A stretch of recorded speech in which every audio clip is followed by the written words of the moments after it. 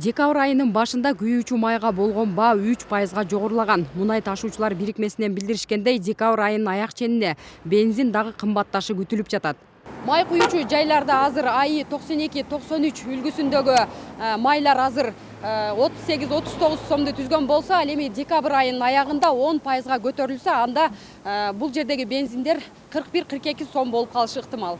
Бул тууралуу мунай ташуучулар бирикмесинен билдиришти. Аталган кызмат кымбаттоонун себебин Орусиядагы мунай өндүрүүчү компаниянын оңдоп түзөө иштерине байланыштуу экенин айтышты. Орусияда кара майдын дүң баасы акыркы айларда 10%га чейин кымбаттап, бул жагдай Кыргызстанга да таасир этүүдө. Москвадагы күйүүчү май чыгарган ири заводдо ремонт иштери башталганы турат. Ал жакта январь-апрелде оңдоо иштери жүргүзүлөт. Мындан улам көп көлөмдө бензин, дизелдик отун өндүрүлбөй, тартыштык пайда болууда. Орусиянын энергетика министрлиги менен антимонополиялык кызматы экспортту азайтып, баарынан мурда ички рынокту камсыздоо сунушун берген. Күйүүчү майдын кымбатташы айрыкча жүргүнчү ташып үй бүлөсүн баккан айдоочуларга терс таасирин тийгизген. Алар эми майдын дагы кымбаттоосунан чочулап турушат.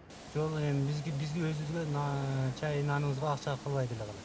Күйүүчү майга болгон баанын өсүүсү көпчүлүктү санаага салды. Алар нефтинин кымбаттоосу башка товарлардын да кымбаттоосун шарттайт дешет.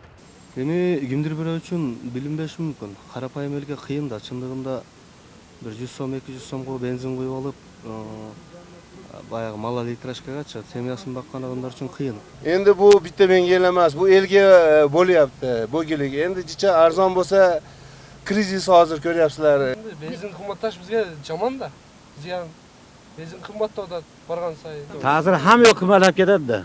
Бензин маселен өз көрүяпсыз, хамы транспортто ташылады. Күйүүчү майга болгон баа ар дайым кымбаттайт жана туруктуу баа акыркы 3 жылдан бери сакталбай жатат. Анткени Орусиянын мунай өндүргөн компаниясы Кыргызстанды да камсыздап, таңкыстык жаралууда. Андыктан кырдаалдан чыгууну кыргыз өкмөтү колго алуусу шарт. Ал үчүн ата мекендик нефти өндүрүүчү компанияларга каражат жумшап жолго коюу зарыл. Мүмкүнчүлүк сөзсүз инвестор издеп таап иштетсе болот. Ошол эле Баткендеги мисалы нефти чыгуучу ошол